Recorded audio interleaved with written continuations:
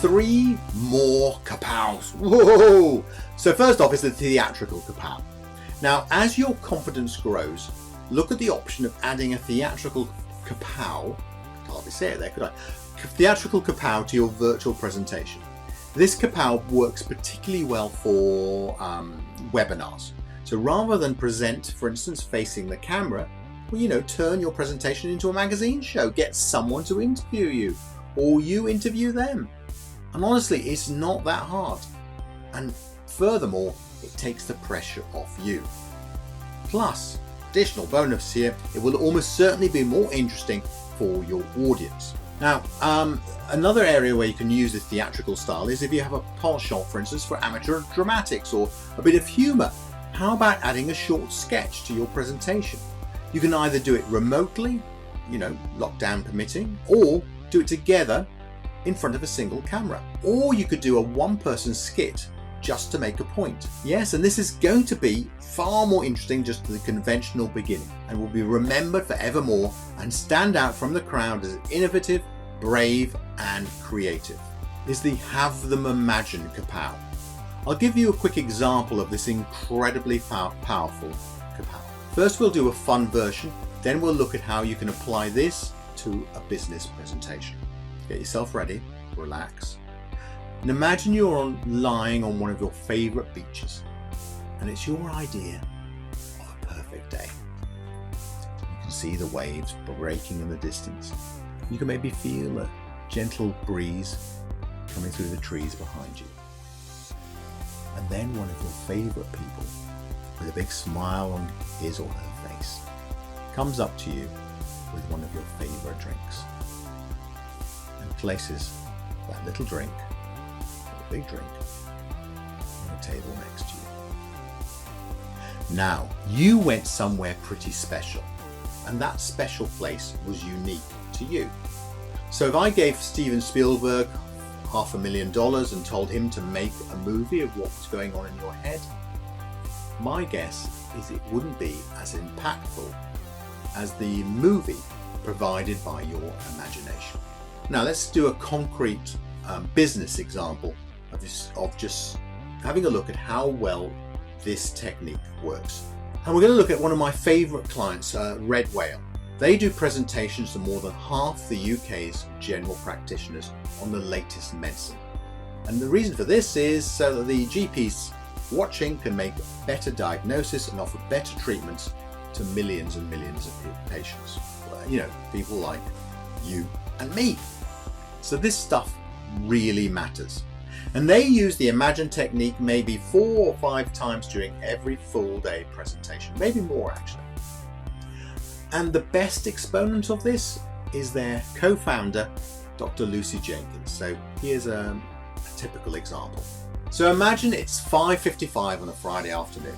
You're in your surgery, and somehow you've managed to get all your appointments done, and you're looking forward to getting home by 7 for that glass of wine.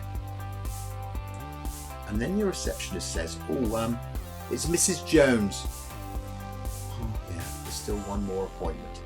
How did you forget? Anyway, so in comes Mrs. Jones, 75 years old, one of your regulars.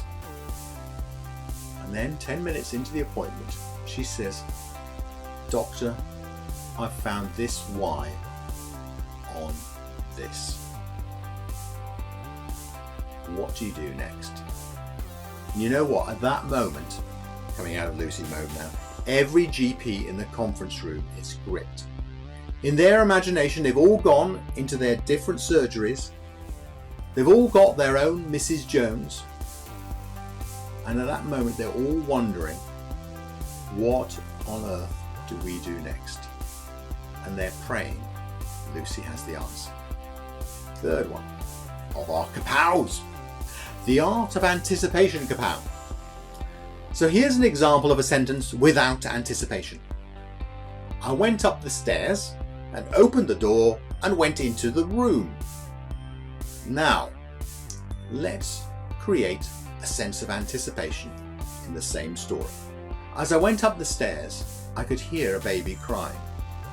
I pushed open the big heavy door and as I entered the room, I could see my wife and our firstborn. The benefit of creating anticipation is the audience wants to know what comes next.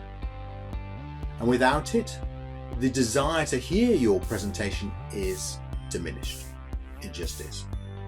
So used judiciously, this kapow can transform your virtual presentations. Really pulling the audience with you. I'll give you some quick examples of this kapow. So after the break, we'll talk about how you can grab your audience using our 10 kapows. Hey! Next one. It turns out our original diagnosis for growing the business was wrong. This is how we see it now. Anticipation is created. So a little reminder, the kapow is a great way to grab your audience. See if you can add them to your presentation right now. Just be careful not to confuse your audience. Make the bridge from the kapow to the point you're making clearly signposted. So for instance, if you're using anticipation, don't lose your audience. And look through your presentation now. Wherever you see a section that feels a little bit dry, or where you think your participants might just fall asleep, just look to use a kapow. And then practice your kapows safely so that you can get them nice and succinct. And thank you very much for watching this video. The next one is absolutely brilliant. Using a bit of anticipation there. See you in the next video.